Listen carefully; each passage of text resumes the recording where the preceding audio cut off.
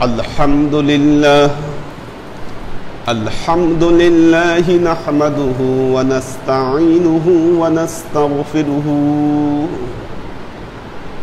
ওয়া নু'মিনু বিহি ওয়া নাতাওয়াক্কালু আলাইহি ওয়া নাউযু বিল্লাহি মিন শুরুরি আনফুসিনা ওয়া মিন সাইয়্যাতি আ'মালিনা من يهد الله فهو المهتدي ومن يضلل فلن تجد له وليا مرشدا فنشهد أن لا إله إلا الله وحده لا شريك له ونشهد أن سيدنا وسندنا ونبينا محمدا صلى الله عليه وسلم الذي أرسله الله بالحق بشيرا ونذيرا وداعيا إلى الله بإذنه وسراجا منيرا وقال الله تعالى في كلامه المجيد وفرقانه الحميد ما كان محمد أبا أحد من رجالكم ولكن رسول الله وخاتم النبيين وكان الله بكل شيء عليما إن الله وملائكته يصلون على النبي يا أيها الذين آمنوا صلوا عليه وسلموا تسليما صلى الله على محمد صلى الله عليه وسلم صلى الله على محمد صلى الله عليه وسلم صلى الله على محمد صلى الله عليه وسلم আল্লাহর আশিক ও সালেক বৃন্দ, আজকে ক্লাস উদ্বোধন নয়, দরবার উদ্বোধন না, ট্রায়াল এটা। হ্যাঁ হ্যাঁ, কোনো কিছু ইনস্টল করলে দেখবেন, লিফট লাগাইলে লিফটটা উদ্বোধন করার আগে অনেকবার ট্রায়াল দিতে হয়, উপরে নিচে নামতে হয়, সুবিধা অসুবিধাগুলো বুঝতে হয়।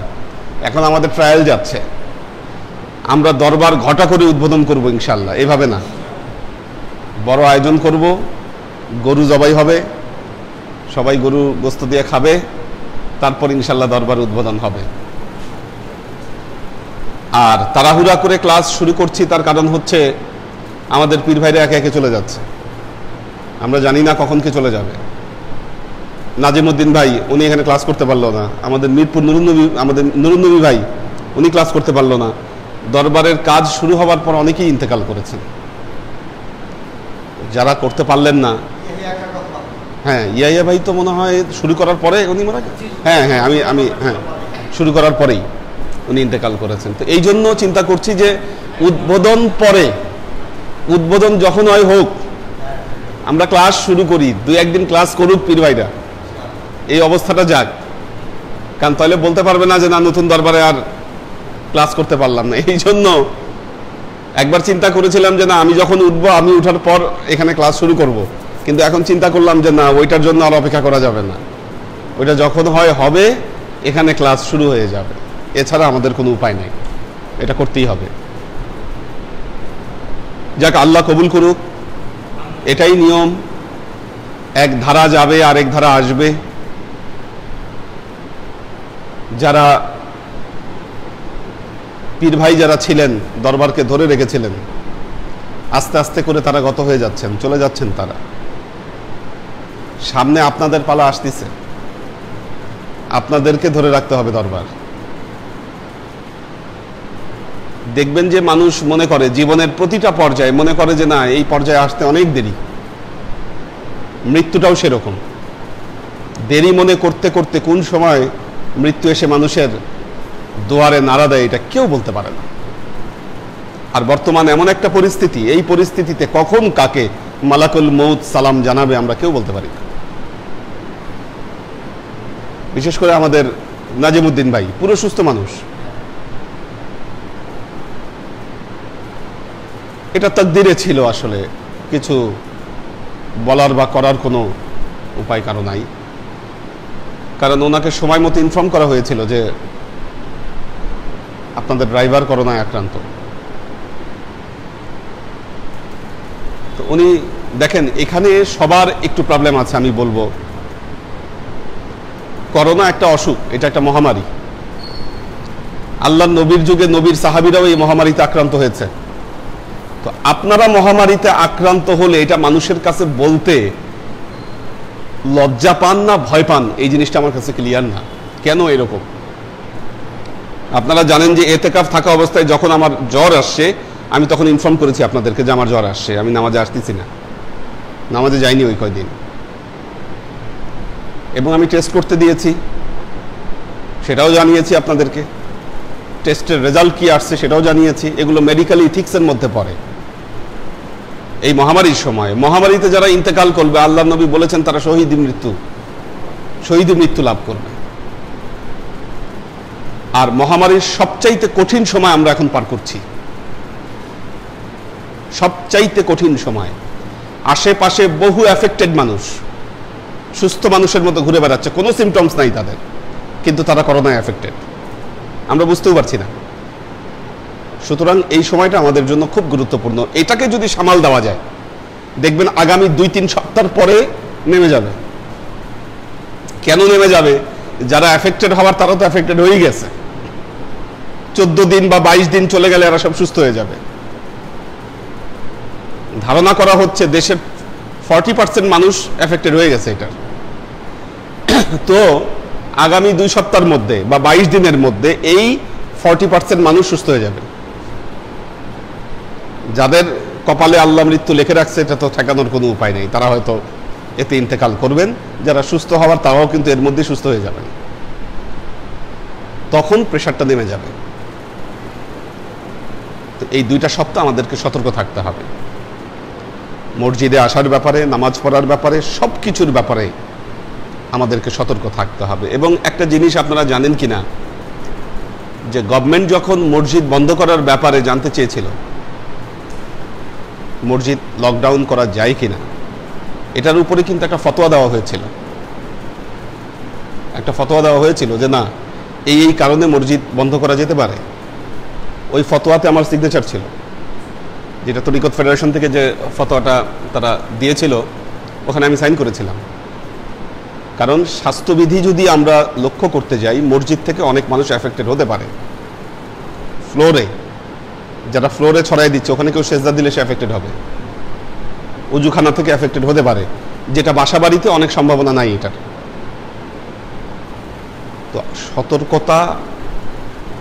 আমাদের মসজিদ কখনো লকডাউন হয়নি, শুধু একটা সপ্তাহ যখন সব লকডাউন ছিল আমরা তখন খোলা রেখেছি, কিন্তু সবচেয়ে গুরুত্বপূর্ণ সময়টা আমরা বন্ধ রাখছি।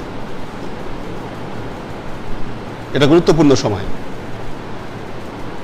তো সবার কথা চিন্তা করে আমাদেরকে নিজেদের খেয়াল নিজেদেরকে রাখতে হবে। এই যে আমাদের ড্রাইভার, উনি ছুটি কাটায় আসছে, আসার পর দেখা গেছে যে উনি ঠান্ডায় এফেক্টেড, ঠান্ডা ওনার, কাশি। আমি বলছি বেরোবেন না, ওখানেই থাকবেন। আজকে মেয়েদেরকে ওখানে নামাজ পড়তে যেতে মানা করছে, এই জন্য, যেহেতু সে ওখানে থাকতেছে। তোমার আব্বা আসছে, 14 দিন লকডাউন তোমার আব্বা, হ্যাঁ, কোয়ারেন্টাইনে থাকবে। উনি 14 দিনের আগে বের হবে না। যদি 14 দিন যাওয়ার পর দেখা যায় যে না, কোনো সমস্যা নাই ওনার, তখন বের হবে। এর আগ পর্যন্ত তাকে বের হতে দেওয়া যাবে না। এই জিনিসগুলো আমাদেরকে মেনটেন করতে হবে। যাক, আল্লাহ সবাইকে হেফাজত রাখুক। আমাদের মধ্যে অনেকেই অসুস্থ আছেন, এবং এই অসুস্থতা এটা কোনো খারাপ জিনিস নয়, এটা রহমত হয়ে আসতে পারে।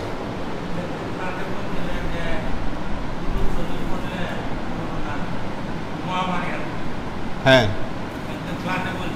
হ্যাঁ,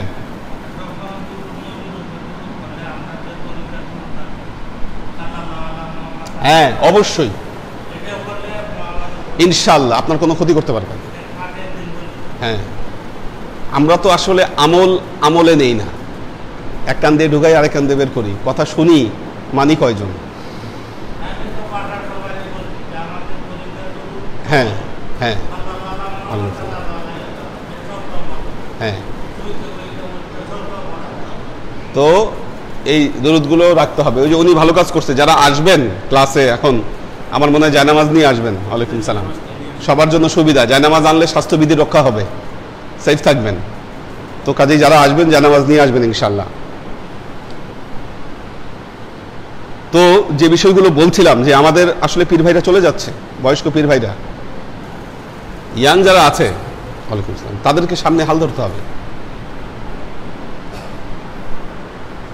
কাজেই সেভাবে প্রিপেয়ার্ড হতে হবে এবং দরবারের যে পরিবেশ,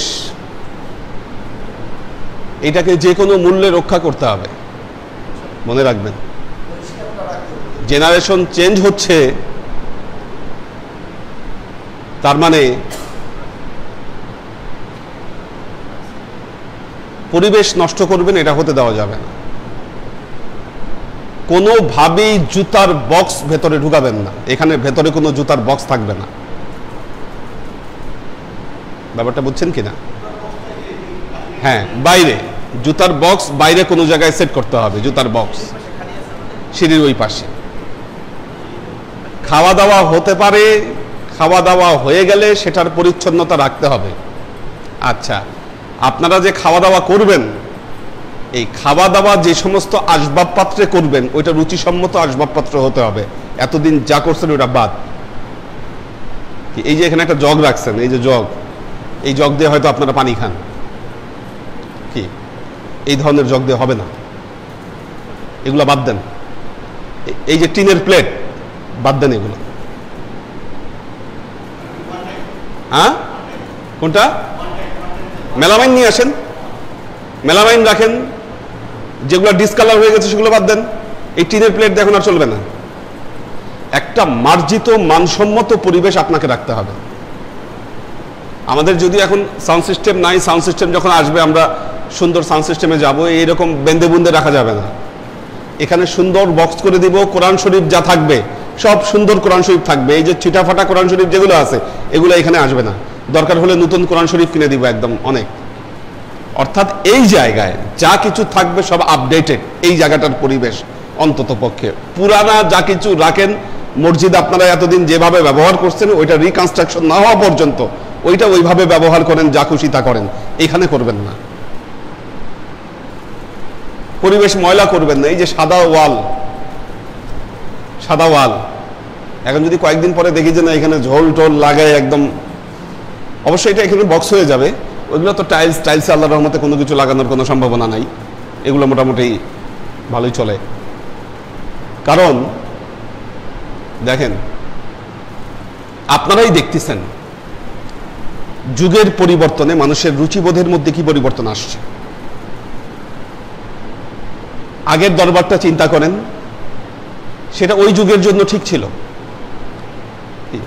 এখান দিয়ে ভাঙ্গা ওখান দিয়ে ভাঙ্গা,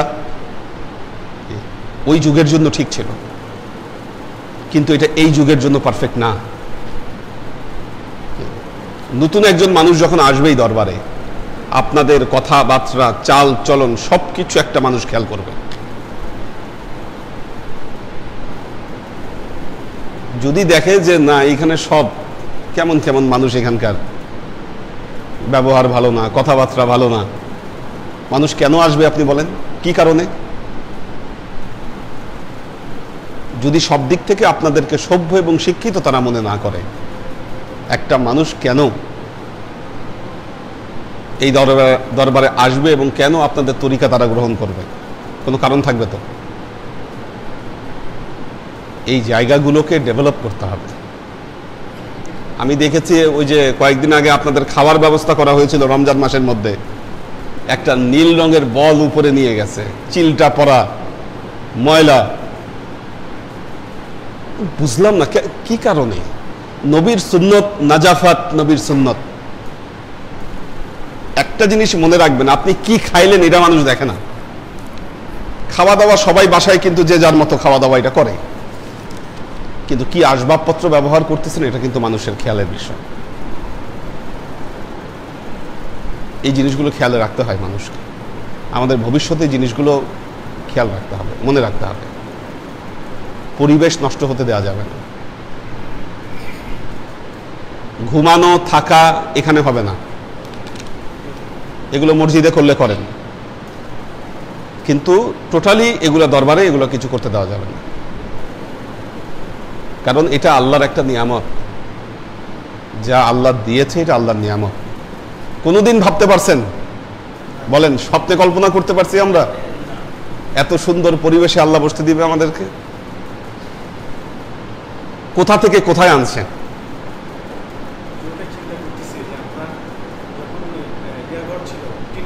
হ্যাঁ,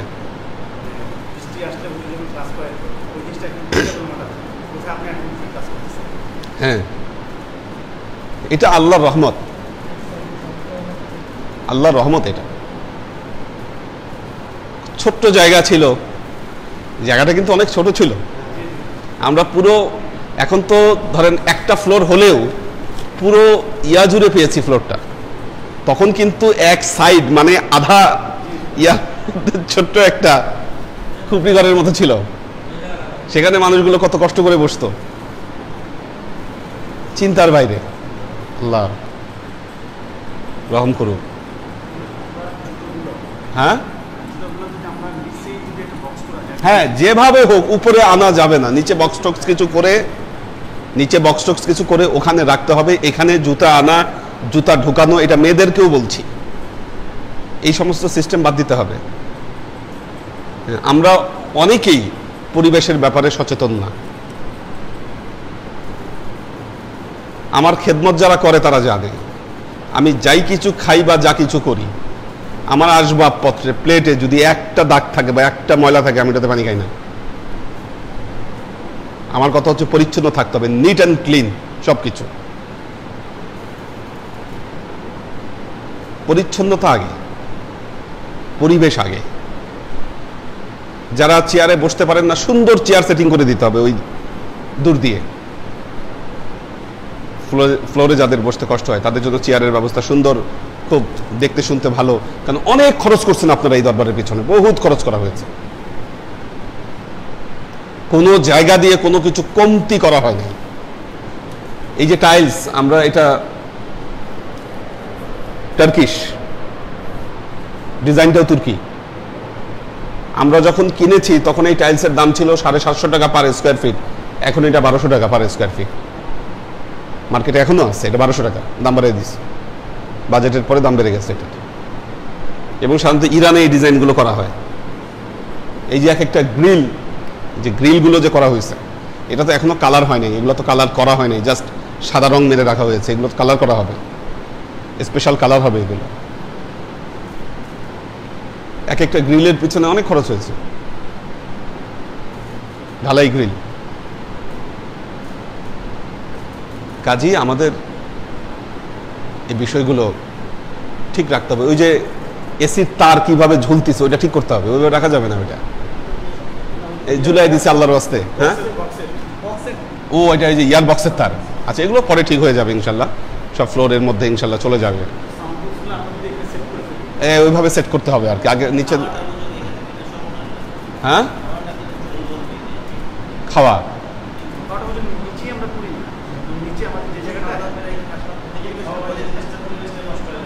না, পরিবেশ নষ্ট করা যাবে না তাহলে। হ্যাঁ,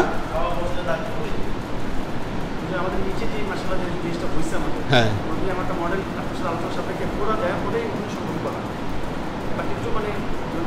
অথবা ওই আমাদের এই পাশের যে ফ্লোরটা আছে যেটা, এখানেই সুন্দর প্ল্যানিং করে রান্নাঘর এবং খাবার ব্যবস্থা, এই জায়গায় সুন্দর ডাইনিং এর ব্যবস্থা করে দিতে হবে এখানে। হ্যাঁ, হ্যাঁ, হ্যাঁ, হ্যাঁ,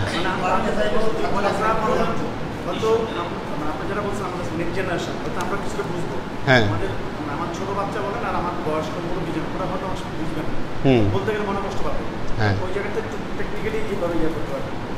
এগুলো ইয়া করে নিতে হবে। যাই হোক, আল্লাহ আমাদেরকে কবুল করুক। আমাদের এই পরিবেশের দিকে খেয়াল রাখতে হবে। যুগ আধুনিক হচ্ছে দিনে দিনে, তো এই আধুনিকতার সাথে যদি আমরা তাল মিলাতে না পারি, একটা কথা বলেছিলাম, ওয়ার্ল্ডে একটা কোম্পানি ছিল কোডাক, কয়েকদিন আগে ক্লাসে বলেছিলাম, এটা কোডাক কোম্পানি। সারা পৃথিবীতে লক্ষ লক্ষ কর্মী ছিল এদের। অর্থাৎ এরা ক্যামেরায় যে ফিল্ম ব্যবহার করা হতো, ওই ফিল্ম প্রোডাক্ট করতো এরা। এই কোম্পানি দেউলিয়া হয়ে গেছে, এখন এদের পৃথিবীতে নাই এই কোম্পানি। নোকিয়া ফোন, অ্যান্ড্রয়েড এদের কাছে গিয়েছিল চুক্তি করার জন্য, হ্যাঁ, কিন্তু ওরা নেয় নাই অ্যান্ড্রয়েডকে, বলছে না আমরা এই অ্যান্ড্রয়েড এগুলা সফটওয়্যার আমরা ইউজ করি না। ওরা উইন্ডোজের সাথে চুক্তি করছে। এই ফোন কোম্পানিও গেছে। কেন? সময়ের সাথে তাল মিলে তারা বদলাইতে পারেনি। কাজেই সময়ের সাথে তাল মিলে যদি না বদলান, আপনি টিকে থাকতে পারবেন না, এটা মাথায় রাখতে হবে। আমরা পুরনোর সাথে হিসাব খুব বেশি মিলাই, পুরনো হিসাবে ফিরে যেতে চাই, কিন্তু মাথায় রাখতে হবে ক্যালেন্ডারের তারিখ দিনে দিনে বাড়ছে, কমছে না। কিন্তু কি আপনি যদি এখন 1980 সালে ফিরে যেতে চান, হবে না। বরং আপনি 80 সালে না ফিরে গিয়ে আপনি 2040 সালে যান। আপনি 2040 সালের দিকে তাকান, আপনি 1980 সালের দিকে তাকায়েন না। আপনাকে 40 সালের চিন্তা করে জীবনকে আগাতে হবে, না হলে সারভাইভ করতে পারবেন না আপনি। তো আল্লাহর আশেক ও সালেক বৃন্দ, আমরা আজকে যে আমাদের মেন যে ক্লাস, আউযু বিল্লাহি মিনাশ শাইতানির রাজীম, বিসমিল্লাহির রহমানির রহিম।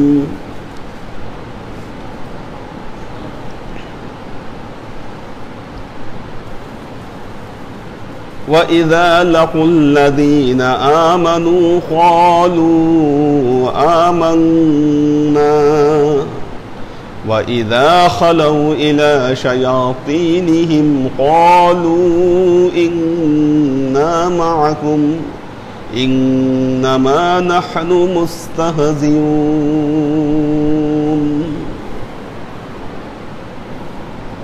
وَإِذَا لَقُوا الَّذِينَ آمَنُوا, আল্লাহ বলছেন কোরআনে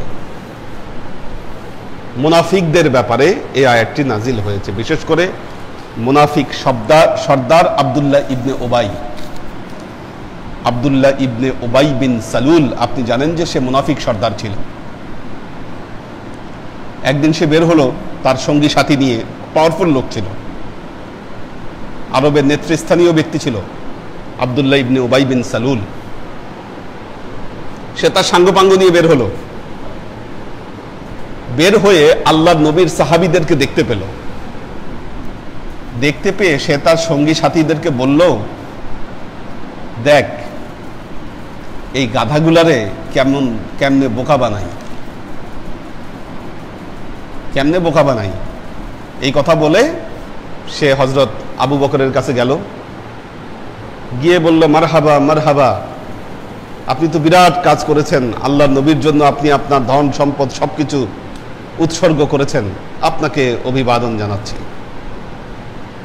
হযরত ওমরের কাছে গেলেন, বললেন, আপনি আপনার সর্বশক্তি নিয়োগ করেছেন রাসূলের জন্য, মারহাবা মারহাবা, আপনাকে মারহাবা জানাই। এরপর হযরত আলী রাদিয়াল্লাহু তাআলা আনহুর কাছে গেলেন, অনুরূপভাবে হযরত আলীকেও একই কথা বললেন। এই কথা বলে যখন আবার তার সঙ্গী সাথীদের কাছে ফিরে আসলেন, বলো তো আমি কেমন অ্যাক্টিং করলাম এদের সাথে। তখন তারা বলল যে হ্যাঁ, খুব ভালো অ্যাকশন দেখাইছেন আপনি। আল্লাহ তার নবীর কাছে এই খবর পৌঁছায় দিলেন যে দেখো এরা কেমন অ্যাক্টিং করে। ওয়াইদা লাকুল্লাযীনা আমানু ক্বালু আমান্না, যখন তাদের সাথে ঈমানদারদের দেখা হয় তারা বলে আমরা ঈমান এনেছি। ওয়াইদা, এবং যখন খালাউ ইলা শায়াতিনিহিম, যখন আবার শয়তানদের সাথে দেখা হয় বলে ইন্না মাআকুম, আমরা তো তোমাদের সাথেই আছি, ইন্নামা নাহনু মুস্তাহজিউন, আমরা খালি একটু ঠাট্টা বিদ্রুপ করতেছি।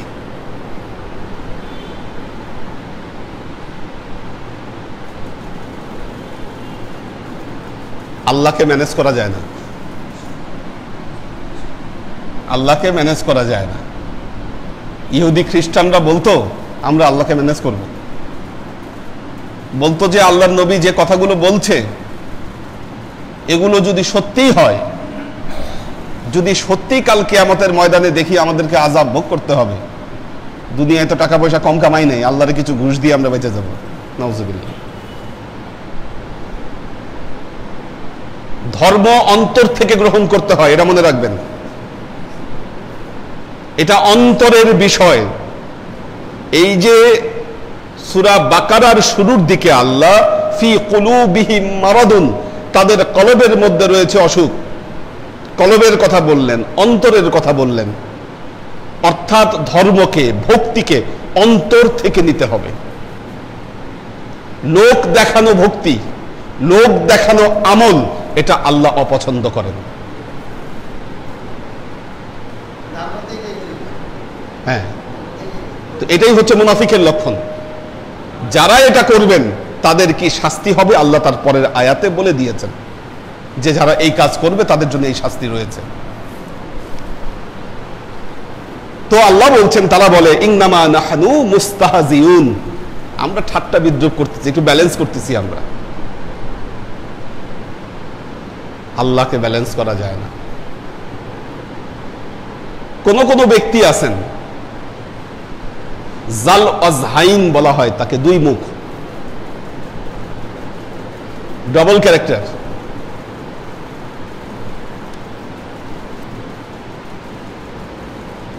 সমাজের সাথে যখন মিশে তখন সে শয়তান, মসজিদে যখন আসে তখন সে দরবেশ,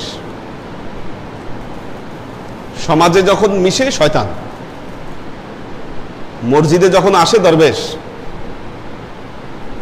মেয়েদের মধ্যে অনেক মেয়েরা আছে বিয়ে বাড়িতে গেলে নায়িকা, বিয়ে বাড়িতে গেলে নায়িকা হয়ে যায়, নাচানাচিও করে ওনারা কি, আবার যখন দরবারে আসতেছে মাথায় সুন্দর কি বোরখা হিজাব লাগায়, ওনার চেয়ে বড় সুফি, ওনার চেয়ে বড় পর্দাওয়ালা আর কেউ নাই।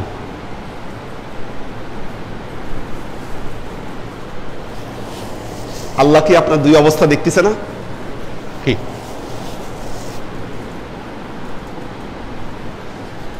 ভণ্ডামির দরকার নাই তো, আপনার একটা স্ট্যান্ডার্ড মেনটেন করেন, একটা স্ট্যান্ডার্ড মেনটেন করেন।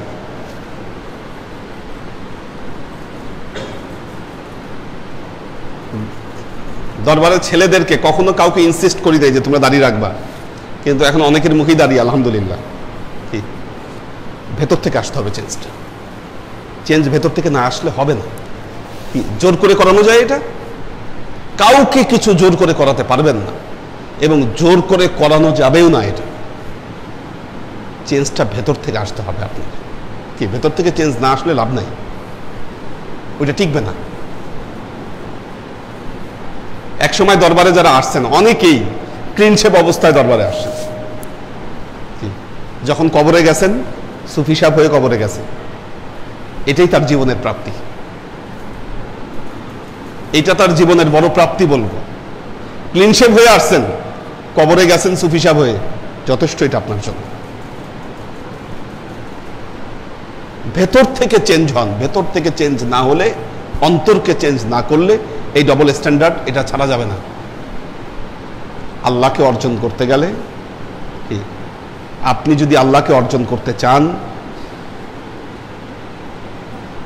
আধ্যাত্মিকতার উচ্চ শিখরে যদি আপনি উঠতে চান, এর কোনো বিকল্প আপনার নাই।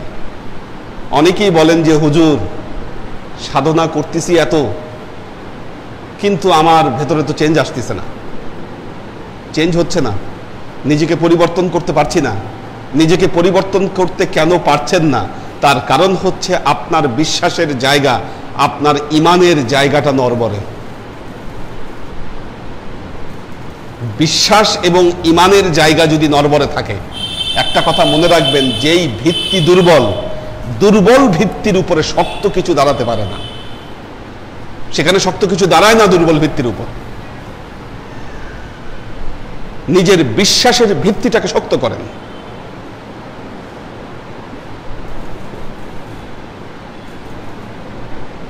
একটা জিনিস মনে রাখবেন, সালেকের জন্য, যিনি সালেক, যিনি মুরিদ, তার জন্য মুর্শিদের মুখের কথা হচ্ছে কোরআনের আইন। এখন একটা মাসলায় হুজুর একটা মাসলা দিছে, আপনার মাথা চুলকাচ্ছে, না হুজুর যেটা বললো মনোভূত হইল না। কি হইল না? মনোভূত হলো না। আপনি আপনার মনের পূজা করলেন। কি? আপনি তো মনের পূজা করতেছেন, মনের পূজা করেই যাচ্ছেন আপনি।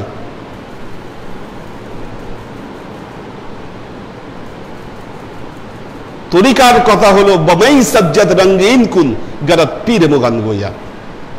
তোমার পীর যদি বলে তোমার জায় নামাজকে তুমি শরাব দিয়ে রঙিন করে দাও, তোমার পীর যদি বলে, তোমার মুর্শিদ যদি বলে জায় নামাজে নামাজ না পড়ে এটা শরাব দিয়ে ভিজাও, বমাই সাজ্জাদ রঙ্গিন কুন গরত পীর মুগান গোয়া কে সালেক নবুয়ত রাহ ওয়া রাসমে মনজিলহা। কারণ তোমার যে মুর্শিদ তিনি জানেন তোমার পথ কোথায় শেষ হয়েছে। আপনি গুসুমুসু করেন কেন বলেন? কি মুরিদদের মধ্যে এমন মুরিদ আছে যারা জীবনের প্রত্যেকটা কাজ, প্রতিটা কাজ না জিজ্ঞেস করে কেউ করে না, এরকম আছে। আমাদের নাজির ভাই ইন্তেকাল করছেন, উনি কবরে চলে, উনি এই কাজ করতেন। জীবিতদের মধ্যে এখনো অনেকে করেন, আছে অনেক। এই জায়গাটায় আসা দরকার, এখানে আসতে হবে। এখন তো কন্ট্রাক্ট করা কত সহজ, কন্ট্রাক্ট করা কতটা সহজ। কাজী একটা জিনিস মনে রাখবেন, ইমাম আবু হানিফা রহমতুল্লাহ আলাই, ইমামুল আজম, ইমামে আজম বলা হয় তাকে। অনেক বড় ইমাম ছিলেন, মুস্তাহিদ ছিলেন তিনি।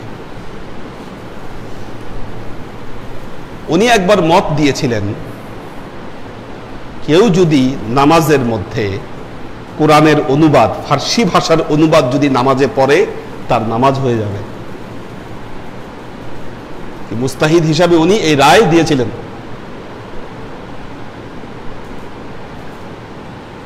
পরবর্তীতে তিনি তার এই রায়কে রদ করেছিলেন যে না, হবে না, কোরআনের আয়াত অন্য কোনো কিছু দিয়ে হবে না, তাকে কোরআনই পড়তে হবে। এখন ধরেন যখন তিনি রায় দিলেন, এটা শুনে তো অনেকে এর উপর আমল করেছে। এখন প্রশ্ন হচ্ছে তাহলে এদের গুনাহ হবে কিনা? পরবর্তীতে তিনি তার মত চেঞ্জ করলেন, না, মুস্তাহিদ যখন কোনো রায় দেন যদি সেটা ভুলও হয়, ওই ভুল রায়ের জন্য তিনি সওয়াব পাবেন। ইলমে ফিকহ এ কথাই বলছে যে না, মুস্তাহিদের রায় যদি ভুলও হয় তারপরে তিনি যে রায় দিয়েছেন এই রায়ের সাজা তিনি আল্লাহর কাছ থেকে পাবেন। যারা এর উপর আমল করবেন, যদি ভুলও হয় তার সাজা আপনি পাবেন। আর আপনি আপনার নিজের ইচ্ছায় যেটা করলেন সেটা তো আপনার নিজের মনের পূজা আপনি করছেন। ডাক্তার একটা প্রেসক্রিপশন দিয়েছে আপনাকে, কি ডাক্তার একটা প্রেসক্রিপশন দিয়েছে, সেটা একটা প্রেসক্রিপশন, আর আপনি নিজের মন মতো আপনি ওষুধ খাইছেন, কি দেখবেন ওইটা কাজ করবে না। ডাক্তারের প্রেসক্রিপশন নিয়ে যেটা আপনি খেয়েছেন ওইটা আপনার উপর কাজ করবে ভালো, ওইটা তাসির করবে আপনার উপরে। আপনাদেরকে যে প্রেসক্রিপশন দেওয়া হয়েছে যে করোনার জন্য, সব ডাক্তারের দেওয়া প্রেসক্রিপশন। ডাক্তার প্রেসক্রিপশন না দিলে আমি আপনাদেরকে প্রেসক্রাইব করতে পারতাম না, ওই অধিকারটা আমার নাই আমার জায়গা থেকে। তার কারণ হচ্ছে আমি ডাক্তার না, এটা বুঝতে হবে। আমি তো ডাক্তার না, আমি আপনাকে কিভাবে প্রেসক্রিপশন দিব? এটা আমার রাইটও না। আর যদি আমি ওই রাইট খাটাতে যাই এটা আমার জন্য বোকামি, চরম মূর্খতা হবে এটা আমার জন্য। কি এই বিল্ডিং এর স্ট্রাকচার কিভাবে উঠবে এই ব্যাপারে রায় দিবেন যিনি ইঞ্জিনিয়ার। কি আমি যদি এখানে নাক গলায়, আমি যদি এখানে রায় দেই, এটা মূর্খতা হবে না আমার জন্য? ঠিক তেমনি ধর্মের ব্যাপারে, দ্বীনের ব্যাপারে রায় দিবেন যিনি মুর্শিদ তিনি। আমাদের সমস্যা হচ্ছে যেখান থেকে পারি সেখান থেকে মাসলা গ্রহণ করি, ওই মাসলার উপরে আমল করি, এই জন্য হজ বরল কোনো আমলি কাজে লাগে না। ওই যে উনি বলেছেন যে না, মুর্শিদ বলছে যে না, এই তরিকার দরুদ যিনি পড়বে তাকে এইগুলা বালা মুসিবত ধরবে না। উনি যদি কথাকে বিশ্বাস করেন, এই কথার যাজা ইনশাল্লাহ তিনি পাবেন।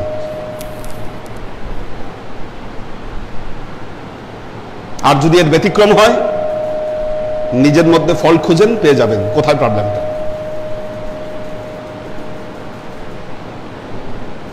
আমরা দোষ দেখার সময় আগে বাইরে দোষ দেখি, নিজের দোষটাকে দেখি না। আপনার ফলটা কোথায় সেটা আপনি খুঁজে বের করেন।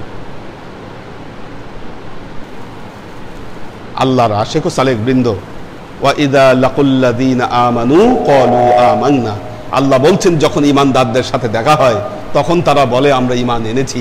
ওয়া ইযা খালাউ ইলা শায়াতিনহিম, যখন শয়তানদের সাথে দেখা হয় বলে ইন্না মাআকুম, আমরা তোমাদের সাথেই আছি।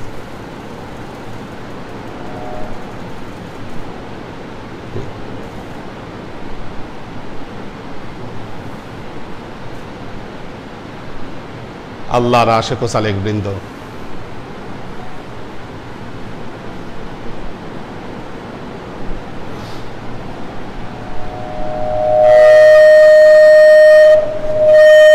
একটা ঘটনা,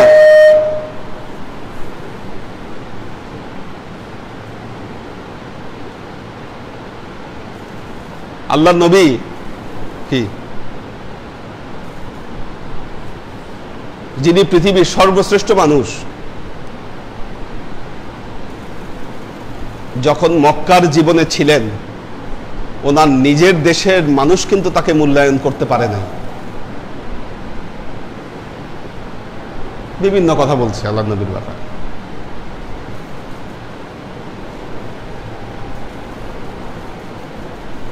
কাজেই দ্বীনের ব্যাপারে মনে রাখবেন, আপনার জীবন পরিচালনার ব্যাপারে ওই আমল, ওই কাজই আপনাকে বরকত দিবে যা আপনার মুর্শিদ দ্বারা আপনি নির্দেশিত হচ্ছেন।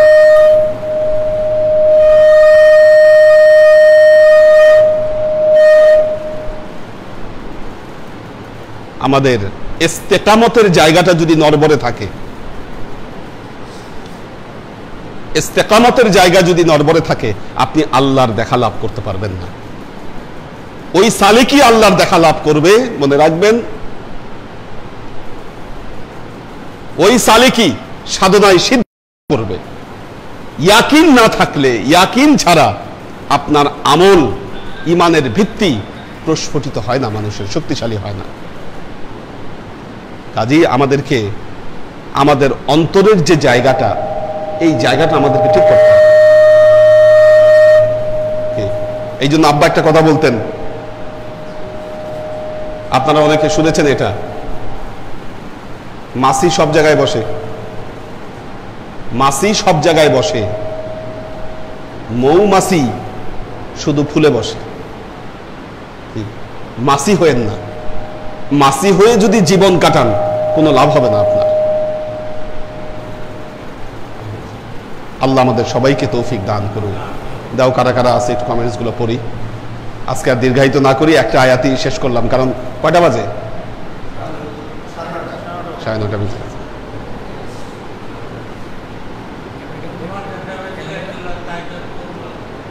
এখানে আসে নাই তো সব, আজকে আসে নাই কেন?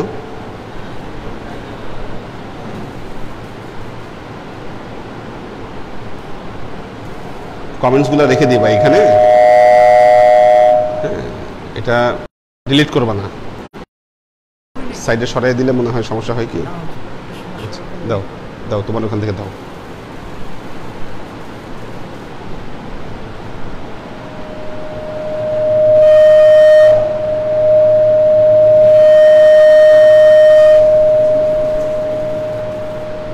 ওখান থেকে দেখলে তাহলে এই জায়গায় তার দরকার নেই। এই যে ওর এখানে আসতেছে সবগুলো, নাকি আসছে? এখানে সব আসছে। ওখানে তো বড় বড় কমেন্টস দেখছি। হ্যাঁ,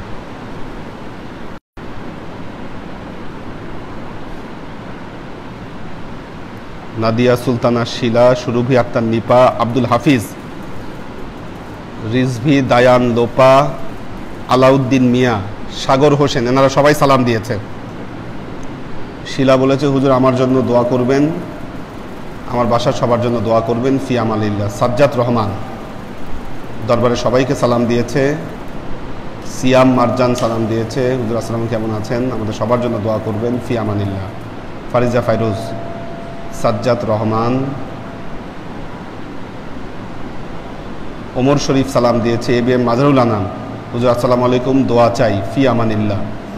অমিত ইসলাম, আসসালামু আলাইকুম হুজুর, আমাদের সবার জন্য দোয়া করবেন, আম্মাজান এবং পীরমাকে সালাম জানাবেন, ফি আমানিল্লাহ। আফ্রিদিতি অনু, আসসালামু আলাইকুম, আম্মাজান সবাইকে সালাম দিবেন, আম্মুর জন্য দোয়া করবেন, আব্বু আম্মুর জন্য দোয়া করবেন, দুইজনই শিখ, আল্লাহ রহম করুক। ফাতেমা জোহরা, এহসানুল হক, হাবিবুর রহমান, এইচ কে হানিফ সালাম দিয়েছেন সবাই। মুনিম রহমান, হুজুর আসসালামু আলাইকুম, কেমন আছেন, আমার মা খুব অসুস্থ, আমার মায়ের জন্য দোয়া করবেন, হুজুর আমার মেয়েকে মাদ্রাসায় দিতে চাই, কোথায় দিলে ভালো হবে। আপনার লোকেশন তো জানি না, কোথায় মুনিম এখন কোথায় থাকে তা তো জানি না, বেয়াদবি মাফ করবেন হুজুর। আমার মনে হয় এখানে খাবার ব্যবস্থা না করাটাই ভালো হবে, আমরা যার যার প্লেট নিজেরা ধুই না, সেখানে খানা খেয়ে দেয়ালে হাত মুজবে, হ্যাঁ সেটাই আর কি। খাবার ব্যবস্থা আসলে অন্য কোথাও করতে হবে এবং ওই সিস্টেম রাখতে হবে যে যার খাবার খেয়ে যে যার প্লেটটা, ওই বিদেশের মতো আর কি আমাদের। হ্যাঁ আচ্ছা, হ্যাঁ এইটাতে চলে যেতে হবে, এর জন্য আমাদের ব্যবস্থা রাখতে হবে, আসলে একটা সিঙ্কের মতো রাখতে হবে, সেখানে ওই যে বাইরের দেশের মতো যেমন ওই যে সাবান ইয়া থাকে, ওইটা নিয়ে ধুয়ে তারপরে। হ্যাঁ আচ্ছা,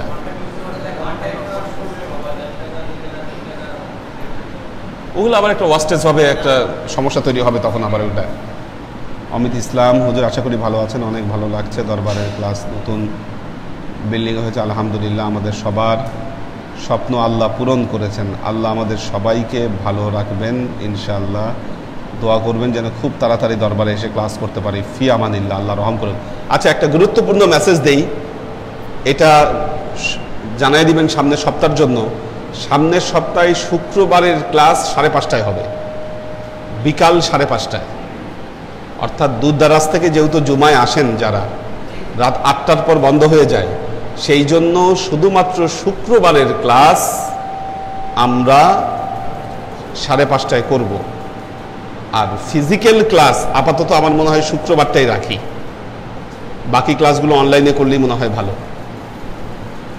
ফিজিক্যালি ক্লাস আমরা শুক্রবারই করব, আর শুক্রবারের ক্লাসটা 5:30টায় হবে, বাকি ক্লাসগুলো সব আমরা অনলাইনে চলে যাব। মাফ, হ্যাঁ দরকার নাই, আমার মনে হয় 2-3টা সপ্তাহ আমরা একটু সাবধানে থাকি, বললাম তো 22 দিন। হ্যাঁ নামাজ পড়াই দেবো তাড়াতাড়ি ইনশাআল্লাহ। হ্যাঁ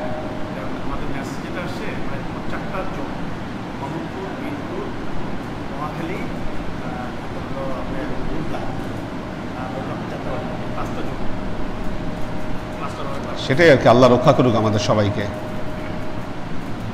দরবার দেখতে, নিপা বলেছে দরবার দেখতে খুব সুন্দর লাগছে, মন চাচ্ছে এখনই এসে দরবারে ক্লাস করি।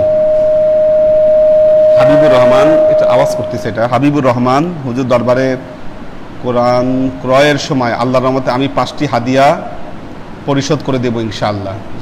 মাশাআল্লাহ, ইনশাআল্লাহ। আচ্ছা, সাইয়েদুন নেসা ইরানি, আসসালামু আলাইকুম হুজুর আকবর। ওয়ালাইকুম সালাম। কামাল পাশা দোয়া চেয়েছে, এহসানুল হক দোয়া চেয়েছে, নাজমা আসসালামু আলাইকুম, আপনার আজকের কথাগুলো শুনে খুব ভালো লাগলো, আমাদের দুজনের ফি আমানিল্লাহ, আল্লাহ ভরসা, আল্লাহ হেফাজত করুক। ভেরি গুড, মাশাআল্লাহ, এই তো প্লেটের ব্যবস্থা হয়ে গেল, দিবে এনারা প্লেট। হ্যাঁ, একটা মানুষ যেন এসে এখানে পরিবেশ পায়, আমি সেটা চাচ্ছি। হ্যাঁ, কি ভেঙে ফেলবে? না না না, ভেঙে ফেলবে, হ্যাঁ হ্যাঁ, কিন্তু ভেঙে ফেলবে, বুঝতে পারছি, ভেঙে ফেলবে কাঁচের প্লেট। সৈয়দ নাসিমুল ইসলাম পটল, আসসালামু আলাইকুম হুজুর, নতুন দরবার শরীফ দেখলাম, মাশাআল্লাহ খুব সুন্দর লাগলো, খুব সুন্দর পরিবেশ, আল্লাহ দরবারের উন্নত করুন, আমিন, আল্লাহ কবুল করুন। লাবিব তালুকদার হুজুর আসসালামু আলাইকুম। তাফসিন জামাল হুজুর আসসালামু আলাইকুম রহমতুল্লাহ। পিয়াসের মামা অসুস্থ, আগামীকাল ডাক্তার দেখাবো, দোয়া চাই, ফি আমানিল্লাহ। রিপা আক্তার সালাম দিয়েছে। আব্দুল সাত্তার ভাই, পীর ভাই বন্ধু সালাম, নতুন বিল্ডিংয়ের প্রথম ক্লাস আমার সুন্দর লাগছে, দোয়া করবেন হুজুর, নাচেরই ক্লাসে হাজির হতে পারি এবং পরিচ্ছন্নতা মেনে চলতে পারি। শামসুস সালেহীন, মোহাম্মদ কবির, কামাল পাশা, ওনারা সবাই সালাম দিয়েছেন। আব্দুল নূর, আমি সিলেট থেকে শুনছি, জাযাকাল্লাহু খাইরান, আল্লাহ কবুল করুক। পর্ণা বিনতে কাদির হুসেন, আসসালামু আলাইকুম। নতুন দরবার ক্লাস কিন্তু সরাসরি ক্লাস করতে পারলাম না বলে কষ্ট লাগছে। আচ্ছা যাক, দরবার কিন্তু এটা উদ্বোধন না, আজকে সরাসরি ক্লাস করার প্ল্যানিং ছিল না, হঠাৎ করেই হয়ে গেছে, হঠাৎ করেই সবাই যে হ্যাঁ, এটা তো আসলে হঠাৎ করেই ক্লাসটা হয়ে গেল। হ্যাঁ হ্যাঁ, ট্রায়াল এটা আসলে। আমির হোসেন, ওসমান শেখ, দেখো তো ওখানে আরো কিছু কমেন্টস আছে, এখানে সব আসেনি। হ্যাঁ আচ্ছা, অনেকে দিচ্ছে এখানে, হ্যাঁ অনেকের কমেন্টস ওখানে আসে নাই, এই যে এখানে অনেকে আছে। আচ্ছা, মোহাম্মদ মিজান, আব্দুল মান্নান, শামসুস সাদিকিন, নাসিমুল ইসলাম পটল, রেজা নিসা, রাফিউর রহমান আসিফ, হাসান আবদুল্লাহ সালাম দিয়েছেন। জাহিরুল হক লালকুঠি সালাম দিয়েছেন। শাকেরা আফজারা সালাম দিয়েছে। মাকসুদ আনাম, জেবা ফারজানা সালাম দিয়েছেন। শওকত হোসাইন সবুজ সালাম দিয়েছে। মোহাম্মদ শামসুস সাদিকিন, আমির হোসেন, আশরাফুল আনাম, টিটু খান, আমির হোসেন, লুবা তাবাসুম লুবনা, সুমাইয়া নুহিন দিশা, আমির হোসেন সালাম দিয়েছে। মাকসুদ ওমর দোয়া চেয়েছে। লুবা তাবাসুম লুবনা দোয়া চেয়েছে। আশরাফুল আনাম, আচ্ছা, রাবেয়া ওমর, মাহফুজুল হক উজ্জ্বল, রিজবি দায়ান রূপা, ফাহিম আয়মান, আমির হোসেন, রাকিবুল ইসলাম, নূর হোসেন খোকন, অনেক দিন পর একটু লম্বা ক্লাস করলেন, আসসালামু আলাইকুম। জি আসলে আসসালামু আলাইকুম হুজুর, সুলেমান কাকা পরিবারের সাথে দেখছি, দেখ আল্লাহ কবুল করুন।